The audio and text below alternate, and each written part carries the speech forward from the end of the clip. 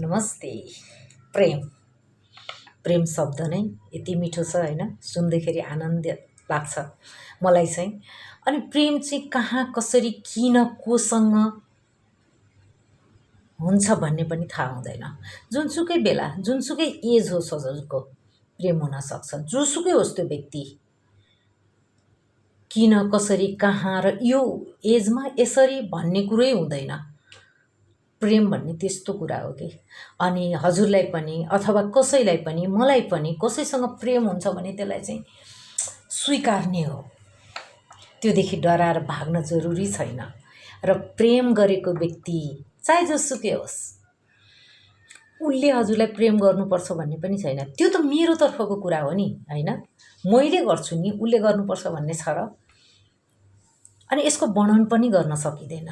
अहिलेसम्म कसैले प्रेमको वर्णन गर्न सकेको पनि छैन। र कतिले भन्छन् प्रेम चाहिँ आफूले गरिन्छ भने तुरुन्तै फिडब्याक चाहिहाल्यो, त्यस्तो पनि होइन है।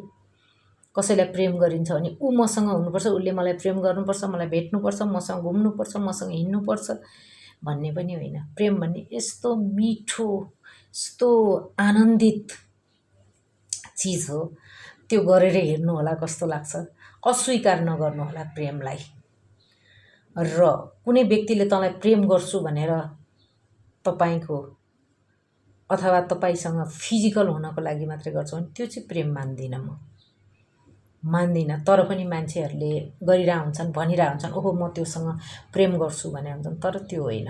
त्यो त एउटा फिजिकल निड पुरा गर्नलाई मात्रै मान्छे पछि लागे हुन्छ, हिँडे हुन्छ हैन। प्रेम भन्ने त यस्तो सुन्दर चिज हो, यसलाई न वर्णन गर्न सकिन्छ। यो यस्तो शब्द हो के भनेर मैले भनौँ हैन, त्यति आनन्दित। त्यही भएर प्रेम गर्दाखेरि चाहिँ डराउन जरुरी छैन, स्वीकार्दा हुन्छ। तर त्यसभित्र आउने कुराहरू हुन्छ नि जुन आफूमा ओहो मैले प्रेम गरेँ अब गर्नैपर्छ, यसले मलाई हेर्नैपर्छ, यो मेरो यस्तो हो, त्यो चाहिँ हुनु हुँदैन है। त्यति भयो भने प्रेम आनन्दले चलिरहन्छ, मस्तसँग। यति आनन्द हुन्छ कुनै पनि चिजसँग हजुरलाई प्रेम हुन्छ भनेदेखि। त्यो गरेर हेर्नु भएको छ भनेदेखि कमेन्ट गर्नु होला। मलाई चाहिँ अवश्य भएको छ। मलाई त साह्रै खुसी लाग्छ कसैसँग मलाई प्रेम भएको छ भनेर भन्दाखेरि हैन। जानकारी उसलाई होस् नहोस्, तर म आफू त खुसी हुन्छु नि। भगवानसँग प्रेम गर्दाखेरि भगवान हजुरलाई मैले प्रेम गर्छु भनेर भनिन्छ र हामीले गरिँदैन नि। त्यस्तै हो प्रेम भन्ने कुरा। Love you.